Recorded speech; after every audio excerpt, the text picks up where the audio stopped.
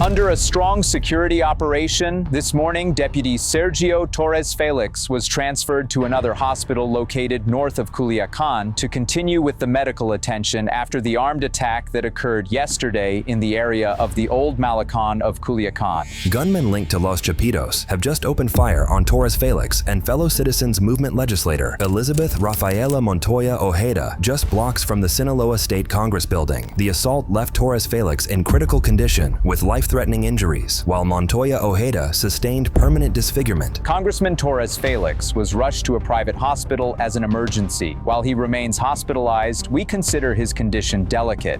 Yes, he is. He is. SHEINBAUM's government is now terrified, with federal investigators confirming the attack was part of a calculated strategy to eliminate political opposition before the 2027 governor's race. And now, critics are questioning whether SHEINBAUM's administration can protect elected officials, or if the cartels have already decided who gets to hold power in Mexico's most violent states. The ambush attack happened around noon on January 28, 2026, just as Torres and Montoya were leaving the Legislative Palace in downtown Culiacán, and the timing was no accident. Cartel gunmen had been tracking their movements for weeks, waiting for the perfect moment to strike. When the lawmaker's vehicle approached the city's boardwalk area, a white pickup truck blocked their path and multiple shooters opened fire with high-caliber rifles. Their bodyguard, Gonzalo Quintero, tried to return fire but was quickly overwhelmed. Torres took shrapnel and direct bullets to his torso, while Montoya suffered catastrophic facial injuries when a projectile tore through her skull. After the armed attack that occurred yesterday in the area of the Old Malecon of Culiacán, his transfer is made with advanced teams. He is intubated. Here they do not report it because although the hospitals are stable, he has medication to keep them stable. When he does not require medication, we would say that he is much better. What makes this attack particularly terrifying is who Torres Felix was. As a former mayor of Culiacán from 2014 to 2016 and a former gubernatorial candidate, he represented the biggest threat to cartel-backed candidates in the upcoming 2027 elections. Secretary, that for more than a year we have been experiencing a security crisis in Sinaloa, and this has caused an economic crisis that has led to job losses due to the closure of businesses. Torres Felix had been openly criticizing both Governor Ruben Rocha Moya's administration and the cartel's grip on local politics. That criticism made him a high-value target for elimination, but the Chapitos made a critical mistake. They left behind evidence. On February 2, 2026, federal forces arrested Jesus Emir Bazoco Peraza, known as El Compaguero, the man who coordinated the surveillance operation against the legislators. When authorities raided his location, they found high-caliber rifles, encrypted communication radios, and surveillance equipment specifically used to track the movements of government officials. But here's the most disturbing part. Bazoco Peraza wasn't just some street-level criminal. He was a former employee of the Culiacán municipal government. This means the cartels have successfully infiltrated the very institutions meant to protect citizens. They know the schedules, the routes, the security protocols of every politician in the state because they have people working inside the system.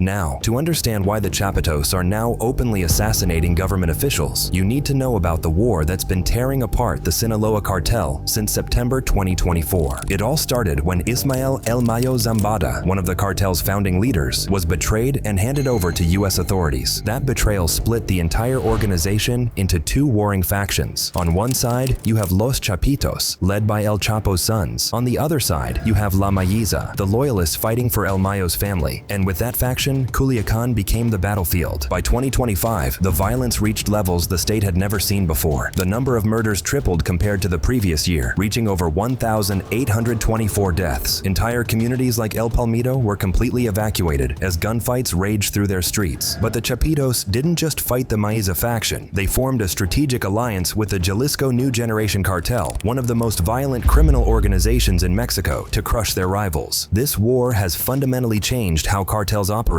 They're no longer just fighting each other for drug routes. They're now targeting the political system itself, trying to install governors and mayors who will protect their operations. The attack on Torres Felix wasn't about settling a drug debt or controlling territory. It was about eliminating a political candidate who could threaten their control over the state government. And while the Chapitos and Mayiza factions destroy each other, a third player has quietly taken over the drug trade, Fausto Isidro Meza Flores, known as El Chapo Isidro, has used the chaos to consolidate control over fentanyl and methamphetamine production in northern Sinaloa. While everyone focused on the Chapitos war, Meza Flores built the most profitable drug operation in the region. He operates from Guasave and Los Mochis, maintaining a low profile while exporting massive quantities of synthetic drugs to the United States. His group inherited the Beltran Leyva cartel's infrastructure and now dominates the market that the Chapitos and Mayos abandoned during their war. But it's not just Mexican politicians who are in the crosshairs. What happens when the cartels start targeting foreign nationals?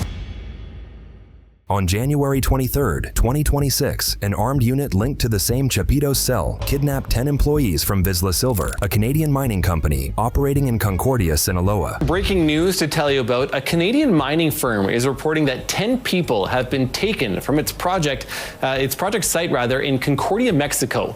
Vizsla Silver Corp has posted online that local authorities are currently investigating the incident. The victims included engineers, geologists, and security staff who were taken from their housing development in a coordinated raid. The kidnapping forced Vizsla to immediately suspend all operations at their Panuco silver gold mining project. However, the mother of one of the engineers taken has not recovered from the news, given that her son, Pablo Sorio, was the family's breadwinner. He was waiting for a car on the road, and that's where his girlfriend, on the phone to him, heard him talking with other people. She heard him say something like, "Can we sort it out here?" And after that, she heard the sound of a car, and that was it. After that, she tried calling him again, but he didn't answer.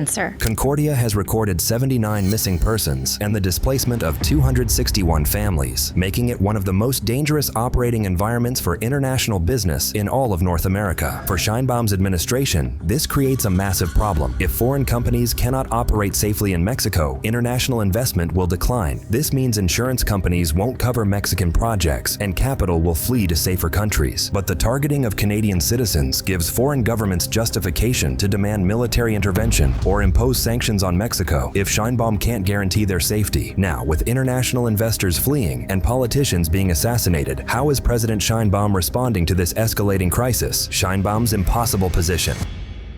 President Claudia Sheinbaum responded to the Culiacán attack by deploying 1,600 soldiers to Sinaloa, supported by heavy transport aircraft and special forces units.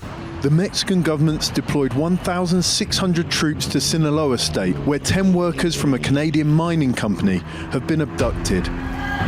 They were taken a week and a half ago in the zone of Concordia, in the center of Sinaloa.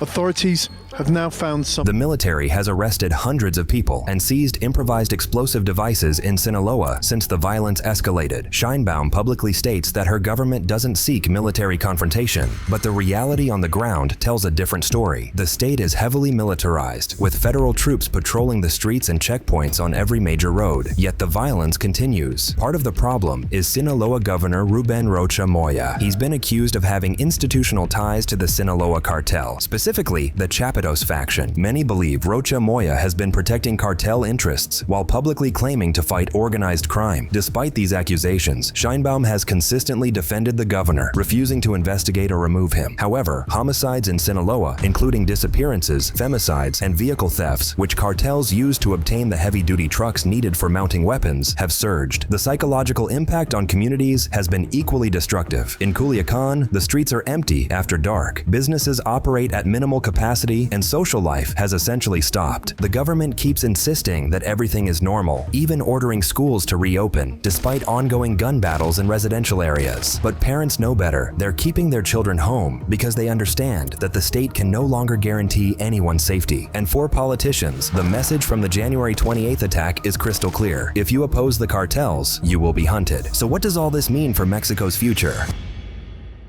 The attack on Sergio Torres Felix and Elizabeth Montoya Ojeda represents more than just cartel violence. It's a direct assault on Mexico's democratic process. And with that, Sheinbaum faces an impossible challenge. She must restore security and somehow convince international investors that Mexico is safe while cartels are literally kidnapping their employees. The 2027 gubernatorial elections in Sinaloa will be the ultimate test. If the Chapitos succeed in using targeted violence to determine who can run for office and who gets eliminated, the transformation of Mexico into a captured state will be complete. But what do you think? Can SHEINBAUM's government regain control, or have the cartels already won this war? Share your thoughts in the comments below, and don't forget to subscribe for more coverage of what's really happening in Mexico. Click the cards on your screen to watch our other investigative reports.